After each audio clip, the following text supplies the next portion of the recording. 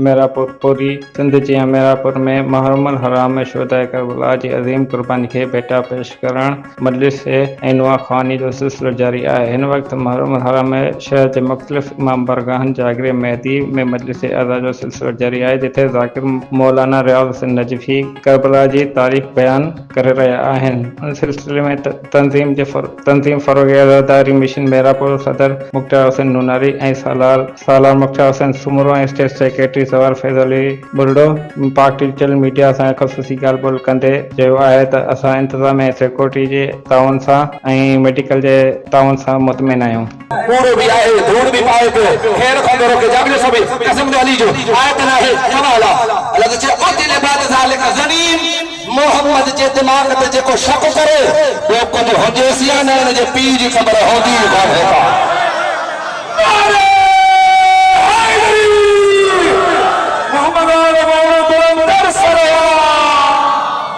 असांजी ये तंजीम फ़रोग़ आज़ादारी मिशन मेरापुर जी ये तंजीम हर साल मुहर्रम हराम ते पंहिंजा इंतज़ामात कंदी आहे। मोमिनीन जे लाइ लंगर लिहाज़ जुलूस में मातमन जो शहर मेरापुर के हिसाब से असां मेरापुर के तालका एसी साहब जो मुकम्मल ताउन आहे। मेरापुर के टाउन चेयरमैन मोहतरम जनाब जावेद मेमूर साहब जो भी भरपूर ताउन आहे। DSP साहब तालका मेरापुर जो भी भरपूर ताउन आहे। SHO मेरापुर इंतज़ाम जेके मेडिकल के हिसाब से डॉक्टर्स मौजूद हैं, को मसलो का एमरजेंसी थिए थी असांजे कैंप ते डॉक्टर भी मौजूद हैं। इन साल इंशाअल्लाह ताला असांजे जुलूस जेके भी निकिरंदा उनमें इंतज़ाम असां हर कम में असां सां शामिल है। बिस्मिल्लाहिर्रहमानिर्रहीम अल्हम्दुलिल्लाह अॼु 6 जी रात आहे ऐं इंतज़ाम बेहतरीन आहिनि।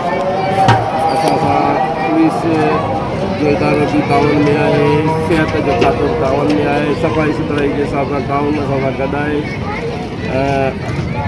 तकरीबन असां ॾिसूं त रवायत के बता तकरीबन इंतज़ाम बेहतरीन आहे बनस्बत 2 सालनि असां 2012 खां वठी फ़रोग़ जे मैदान ते शुरू कयूं पिया ऐं 2025 जो ख़ैर सां थी वियो आहे ऐं जेसिताईं ज़िंदगी आहे इहा मौला जी आज़ादारी कंदा रहंदासीं ऐं इंशाअल्लाह जेसिताईं ज़िंदगी आहे पंहिंजी भरपूर ख़िदमतूं पंहिंजी भरपूर क़ुवतुनि सां आज़ादारीअ खे अॻिते वधाईंदासीं। मुहर्रम के हिसाब से जो आहे असांजी जागीर महदी में हेॾो सारो प्रोग्राम आहे जंहिंमें 8-10 हज़ार जो मजमू थींदो आहे ऐं असांजा सिक्योरिटी तमामु बहितरीनु तावन आहे। सिक्योरिटी असांखे फुल ॾींदा हेॾी जी पुलिस हूंदी आहे ऐं ॿी पुलिस बि असां हूंदी आहे। हुनखां अलावा चेयरमैन हाजी जावेद मेमून जेको आहे उनजो वॾो तावन आहे असां सां। टाउन के हिसाब सां टाउन वारा असांखे तमामु घणी असांजी मदद कंदा आहिनि। सफ़ाई सुथराई में तमामु घणो साथ ॾींदा आहिनि। हुनखां पोइ वापदा वारा आहिनि, वापदा वारा बि असां सां तमामु बहितरीनु नमूने सां हलनि था।